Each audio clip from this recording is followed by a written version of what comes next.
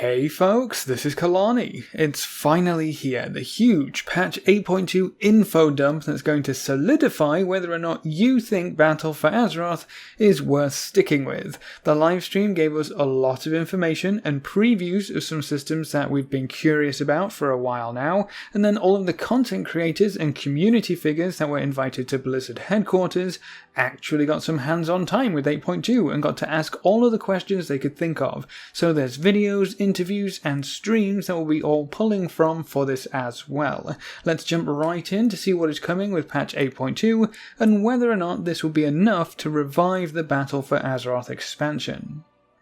First up is the highly secretive Heart of Azeroth system. It's been teased in every single interview that Ian has done recently, and it's one of the true tests to see if the dev team can get this patch right. Before, all we knew was that it was a new progression system, which was kind of replacing Azerite traits, but not really because we'll still have Azerite traits going forward, but this new progression path would be much more similar to the old Legion artifacts. Well, this info dump gave us our first glimpse of what they've been planning, apparently from the very early days of BFA's release. This is what the system is going to look like, very reminiscent of a Legion artifact with a few other older systems thrown into the mix.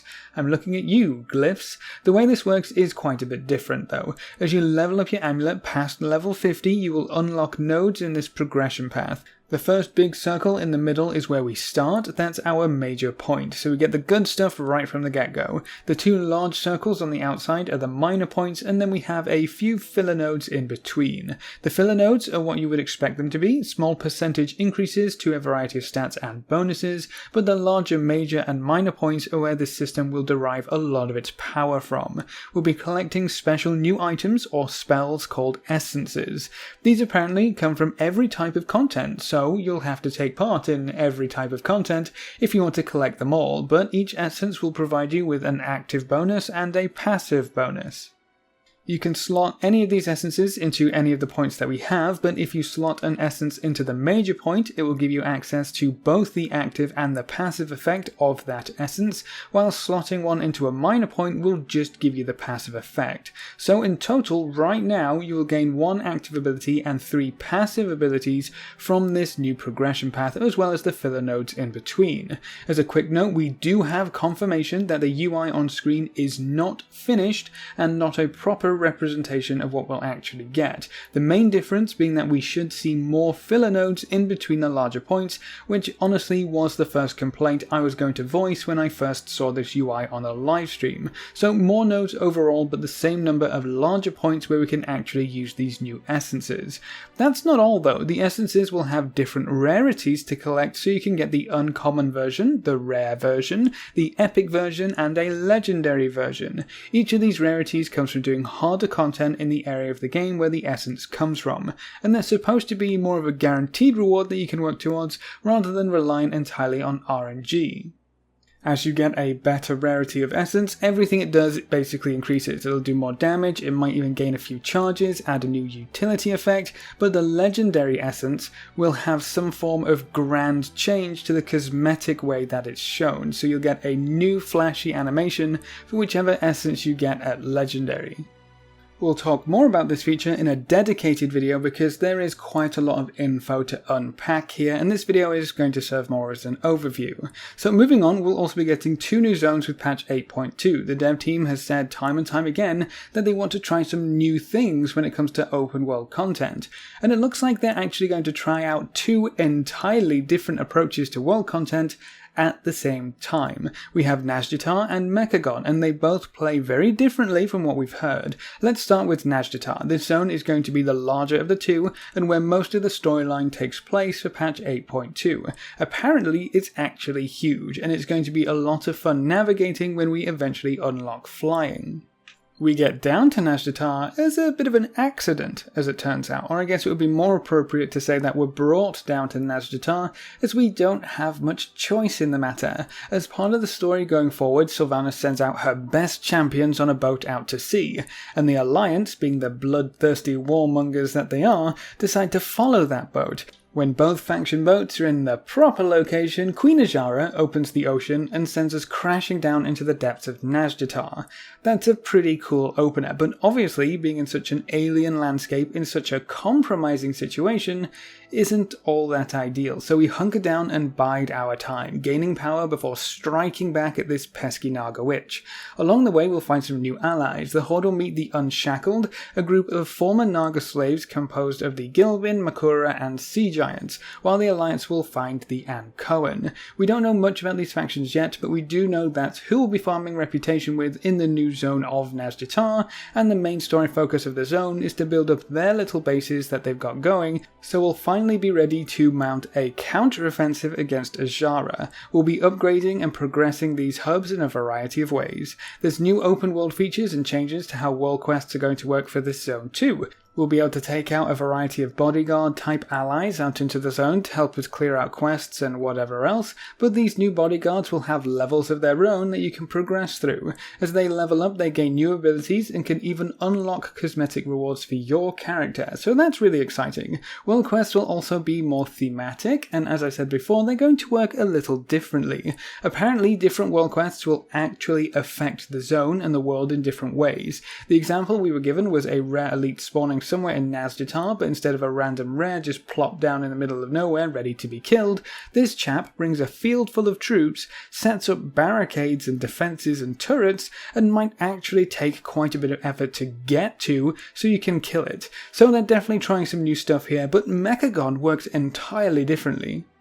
It seems like Mechagon is going to be the grind 'em up a lot of people have been asking for. We'll still be working on a shared quest hub by upgrading it in various ways, but it sounds like you can spend all day and all night on Mechagon and still make some progress. The vast majority of stuff will come from dailies and rares, but if you want to, you can just keep killing mobs to loot the various pieces of scrap that you need to build weapons, upgrade your hubs, craft a handful of grenades, or even work towards a few mounts. They keep comparing Mechagon to the Timeless Isle, so I guess the scrap is kind of like timeless coins. You can get them for pretty much every activity you take part in on Mechagon, but it seems like this time around you'll have way more things to spend your scrap currency on. You can find various little tinker devices scattered around the island that you can build with help from other players. I'm sure they will include things like buff stations, healing stations, maybe resurrection stations, but the example we were given was a couple of flame turrets right next to a rare spawn. So if you group up and build those turrets, killing the rare should be a piece of cake.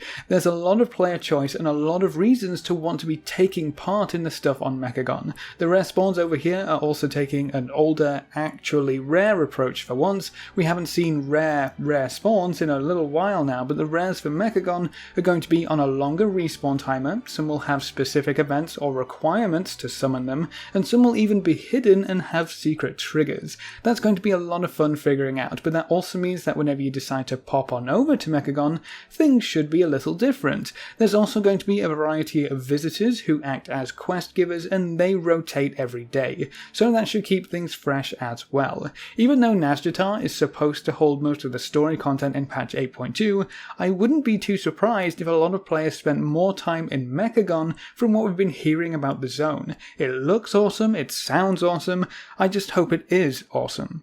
There's plenty of mounts, achievements, pets, rewards, and secrets to be found on Mechagon, so I'm sure we'll all find a reason to gather up some scrap and grind some reputation over there. Both of these new zones will open up for play on day 1 of patch 8.2, and neither of them will have any time gating whatsoever, or so we've been told. A new dungeon and raid are also coming in patch 8.2, and I know what you're going to say. Yes, alright, sure, Kelani, the data for this dungeon and the raid will come with the patch, but we all know they won't actually release this stuff until the patch after that, because that's how they do patches these days. Well, you might be wrong if you're making that assumption. The dev team told content creators in Anaheim that the raid and dungeon will open up at the same time, and it will be a few weeks after 8.2 launches. So 2 new zones on day 1, a new raid and a new mega dungeon 2 to 3 weeks after that, with no time gating. I would say they're ticking quite a few boxes here. The raid is Queen Azshara's Eternal Palace. We break in through the back door, as per usual with this kind of thing, and fight our way through tooth and nail until we get to the big bad at the tippy top of the tower. This raid will include a fully underwater boss, so that's going to be really cool. Super excited to see how people absolutely love it and absolutely hate it at the same time. We all know what happened down in Vashj'ir, and apparently we'll know who the last boss of Battle for Azeroth is during the final encounter of this raid, so that might be the large twist the dev team was talking about. As for the mega dungeon in Mechagon, we'll be breaking into a Mechanome city and tearing the place apart before knocking the head honcho king dude off his throne. We break into a lot of places, don't we? Has anyone stopped to think that we might be the bad guys? This dungeon follows on from the Mechagon zone, and a large part of the zone and dungeon seems tied to this shiny new trinket. The pocket-sized computational device has 3 sockets in it, which are filled with unique punch cards. This is kind of a Build-A-Bear trinket, in that you can pick exactly what it does and cater it to your individual needs. So that's going to be incredibly powerful and awesome, and those punch cards come from a variety of places, the dungeon included.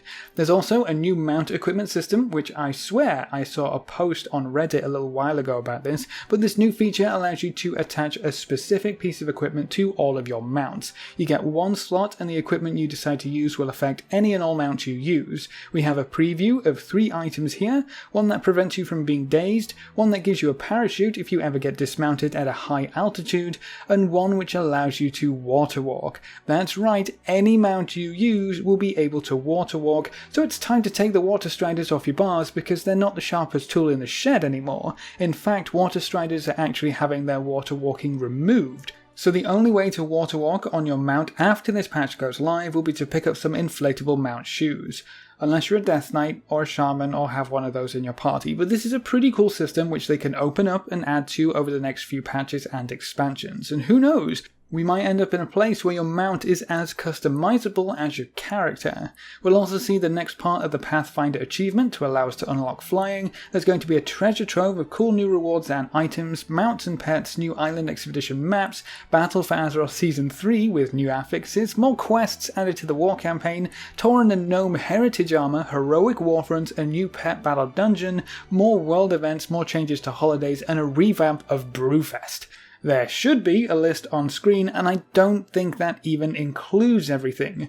This is going to be a huge patch, for sure, and honestly, I'm super excited. I think this is going to make Battle for Azeroth rather than break it, and I can't wait to get onto the PTR to test some of this stuff out. I'll make some more specific videos to break down the stuff which we have more information for, like the Heart of Azeroth system, so we can really get into the nitty-gritty of these new features. And in case you were wondering, the PTR will be up next week, so get everything up to date as soon as you can so you can hop into Nazjatar or Mechagon and try out some of the cool new stuff coming in patch 8.2. What are you going to test out first? The new Heart of Azeroth system or some of the new activities in these 2 new zones? Leave all your thoughts in the comment section below. A big thank you to all of our supporters over on Patreon. You can see their names floating by on screen. If you want to join these lovely guys and gals, you can find a link in the description below. Remember to leave a like just below the video before you leave, and if you want to see more, make sure to subscribe. But apart from that, thanks for watching folks, good luck and have fun, and as always I will see you next time.